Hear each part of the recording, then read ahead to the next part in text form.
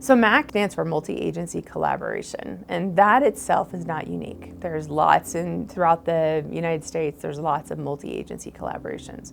What we did locally in Mesa County is we said, how can we use this unsiloing of community agencies, which is what MAC is, getting them at a table. I like to envision a multi-agency collaboration as a big, huge conference table, and we have multiple agencies sitting there with one purpose. So what is the one purpose in MAC for Mesa County? And what we decided is we wanted a single point entry into community case management. And so that's how we're using it, which is a little unique, definitely unique for a county to do that. It makes sense intellectually. It was a lift to find agencies willing to take that risk. We're super fortunate in that 3 agencies decided to stand up and say, we want to be a part of this and invest in it. They gave everything to it for the last year. So what we are using in Mesa County as our MAC agency, it is a multi-agency collaboration to support community-wide case management for our most vulnerable familiar face client in the community. The goal is to reduce recidivism in our high acuity programming. So that's with hospitals, detentions, law enforcement. How do we do that in a way that is supportive? Best practice nationally, when you look at statistics and data and all of the best practice models, it is case management. So we know case management will work. It sounds like a risk, but in truth, MAC is not a risk. It's a guarantee that we will impact the recidivism rates of our clients. It's just a matter of how much we will do that. And so we knew that we would make an impact the first year, but truly the real key is, what is it going to look like in 3 years? How are we going to look in 5 years? And I can guarantee, based on national numbers, that we will make a huge dent in the outcomes of recidivism for clients. That means less ER visits, less detention visits, less law enforcement interactions. So that's MAC. So currently our MAC partners that are at the table, our agencies that are doing the hard work every day, is currently Foundations for Life, who is led by Aaron Jimenez and his amazing team. Marty Amos, who oversees Amos Counseling. Her team is hardworking and has been in this community for a really long time doing this work.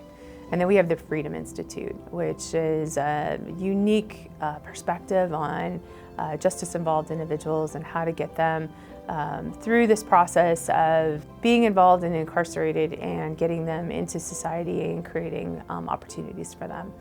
These partners each have a unique perspective on how they look at case management, but together they are extremely powerful in how we approach our familiar faces in the community. When we're in connection with each other, is then I know that I can take them from this point to this point, but maybe you need to pick them up from there and take them the next leg of the journey, or vice versa.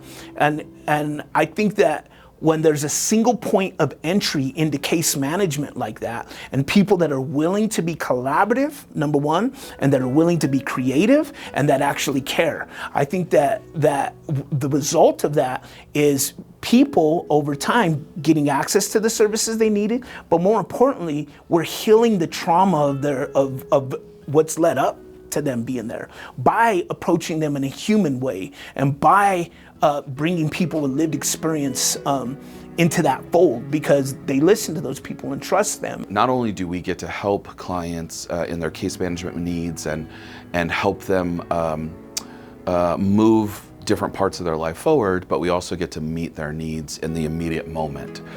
So if a client needs help with food resourcing, we can help them figure out their food resourcing for long term, and we can also in the immediate short term meet that need and get them food. And so it's just a simple way, it takes away all the bureaucracy of meetings and approvals and all these things that are typically required of large agencies to meet those immediate needs, and it does away with all of that, and it just simply meets their immediate need right where they're at. We became part of MAC, it's been a year now, and we signed up to be part of MAC because we recognized at my center that there was a need for not just counseling, but people like in the trenches walking hand in hand with some of our community members. And so we started hiring recovery coaches, and what I mean by that is our recovery coach will go to probation with them, make sure they get to any court dates they have, help them get them doctors, dentists, just the basic needs being met like clothing and food. So we became part of MAC as a way to kind of help coordinate all that amongst agencies across the valley so that we weren't all alone. And so that's why we joined MAC and started this process. It goes back to Maslow's hierarchy of needs, where if we don't have food, shelter, and safety, we're not going to care about learning to play the piano. And so if a client is starving and they're houseless and they're scared, they are not going to take the time to work on their mental health. They're not going to take the time to work on their physical health. They're not going to take the time to figure out food resourcing. And so the importance of meeting the immediate need is so we can get them to a place where they have food, shelter, and survivability, and they can now move forward with these higher end needs. So high utilization often happens in all three hospitals. So all three hospitals are referring agencies. We have Marillac Clinic, who is a primary support for many of our already existing clients. They're Medicaid providers, our largest Medicaid provider in the community, so they refer in. We have detentions, of course, that needs to be a part of that. Law enforcement, so our co-response teams, both for the city and the county, get to refer in.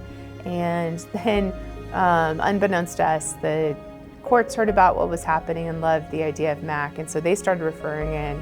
MAC is a voluntary program, and so we didn't want to be mandated to report to the court, but we wanted to support court services. So what we did is we made a deal that probation and CJST would also be referring agencies, and so judges love that, and they make referrals to CJST and probation and say, hey, think about MAC as referring support. And so they are also a part of that. With that, Fire and Rescue, who has done an amazing job doing case management on their own for years in a smaller way, they approached us and said, we'd love to be able to utilize MAC, and so they're also a partner with us. The key and the icing on the cake is co-response. And it was important that county hired its own clinicians and our own experts to say, what is it that we need? So when law enforcement responds to every unique situation, not all of them are MAC referrals, but that clinical, hands-on, knowledgeable approach with law enforcement allows us to bridge that maybe missing link, but it also helps to enhance MAC. I personally ride with co-response because I want to keep my fingers on it, and it's also one of the most rewarding pieces of the work that we do, because you are seeing people often in their most difficult, most crisis times. We're going out to families who have children who are suicidal, and in that moment they would do anything to protect that child. We're seeing elders who are at their most vulnerable and most necessarily needed. They need services, they need connection, they need something. And as a co-responder, we get to, in that moment, create an opportunity to fix and make change. We're very fortunate that we have MAC to help support that. And we have reached out to them numerous times to say, could you help us? And how do we coordinate that together? So MAC, without MAC, co-response wouldn't exist, but without co-response, we wouldn't have that hands-on crisis approach to making sure services are provided in the community. They go together hand in hand.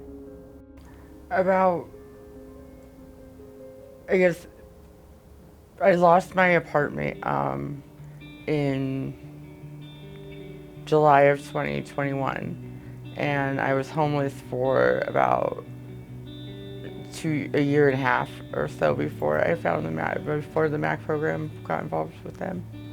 I didn't necessarily know where to go when I was homeless to get help. There was the homeless shelter, and I had a hard time with that because I was supposed to make it to a meeting on Mondays, and I didn't, and I was having to stay outside instead, and it was really hard to find a way to even catch your breath when you're homeless. It's just you're out there just trying to survive every day and find some food and a place to stay, and this warm or out of the weather. I was really standoffish at first, actually, and I kind of almost didn't want their help and pushed back against it. And but when I finally settled down a little bit and realized what it was they were trying to do for me, it made a huge difference. And I realized that, they're just trying to help me, and if I work with the program, I'm going to get better, and that's what happens. To be able to spend time with my kids again and my grandkids and be a part of their life is something I look forward to every day. And when I was homeless, it was difficult to make those connections, and my kids weren't as eager to see me. And now that I have had housing and I'm back living with family again because of the MAC team and their help, I look forward to just being a part of my family every day and working towards being a productive citizen. When I got out of Comp Corps, I started using drugs really hard, and my life was going to hell. I went to the hospital for a whole bunch of reasons, mental health mostly. And St. Mary's Hospital put me in touch with the MAC program. And I thought they were kidding and stuff, and they showed up at the hospital and talked to me, and they've been giving me support since. Helped me with file for Social Security, helped me with housing, clothing, a bike to get back and forth to work. They helped me find a job. They've been there when I feel down, or there's always there to somebody to talk to. It feels good. I've been in and out of prison all my life, and when I get out, I never have nobody. So this is as long as I ever been out. So I owe it mostly to them because they've been there for me. That kept me from going back to my old ways, and I appreciate that. I got a son here. He's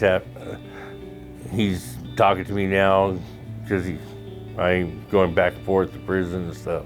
If you're serious about changing your life, they're willing to help you. I was in the county jail doing an 8-month stint. Not knowing where you're going when you're getting released from jail is a very stressful thing. I've never been homeless in my life, but I did lose a good job and could not keep payments on my mother's house to keep it going because she had passed. So there was really nowhere for me to go. I wasn't sure what I was going to do until this guy had brought up the MAC program. And so I started looking into it, and it was just right up my alley, really what I needed. I ended up getting out and getting a great job right off the bat. And without the housing, I would have been having to hunt for housing. Instead, I had a spot, and I could start reaching out and finding housing, or finding a job, a decent job, and I found a good one there through Bonsai. And everything's going well with that. But besides that, it's pretty much just the comfort of having a spot to actually work on other things in your life that really helped me. Having the housing was really the biggest part of it. If you're ready for change, it is really for you.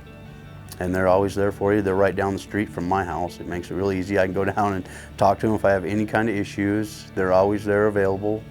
It's just a really good, friendly program. I think success is going to look like meeting the client where they're at and walking with them and figuring out where they want to go and what their purpose is, not what ours is or Mac's or the community, but where these guys want to be. I think that will be success on an individual basis. Like some people want to go back to college, some people just want to settle down and start families, some people want to have different careers.